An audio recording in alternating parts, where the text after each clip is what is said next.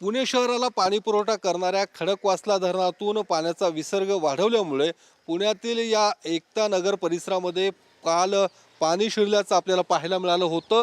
या परिसरातील घरांमध्ये इथल्या दुकानांमध्ये गुडघाभर पाणी आपल्याला पाहायला मिळालं होतं आणि त्यानंतर आता आपण पाहू शकतो इथली परिस्थिती आता पूर्वपदावरती आलेली आहे, कारण खडकवासला धरणातून पाण्याचा विसर्ग कमी केल्यामुळे इथलं पाणी देखील आता ओसरल्याचं पाहायला मिळतं आणि पूर्वपदावरती इथली परिस्थिती आलेली आहे।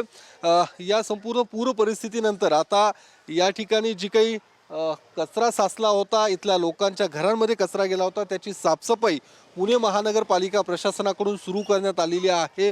इथे ॲम्ब्युलन्स देखील आलेली आहे आणि हा जो पंप बघतो या पंपाच्या साहाय्याने इथलं पाणी महापालिकेकडून काढण्यात आलेलं आहे। इथल्या घरांमध्ये जे पाणी शिरलं होतं ते देखील काढण्यात आलेलं आहे। दरवर्षी ज्यावेळी खडकवासला धरणातून पाण्याचा विसर्ग हा जवळपास 40,000च्या पुढे जातो त्यावेळी इथल्या घरांमध्ये पाणी शिरल्याचं पाहायला मिळतंय। त्यासोबतच विठ्ठलवाडी, निंबजवाडी या परिसरात देखील काल पाणी शिरल्याचं पाहायला मिळालं होतं।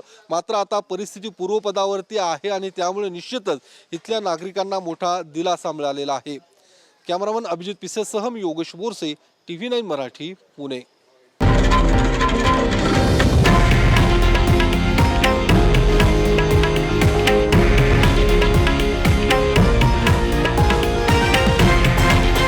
हे आहे देशातील नंबर 1 न्यूज नेटवर्क आणि आपण पाहत आहात TV9 मराठी, एकमेव।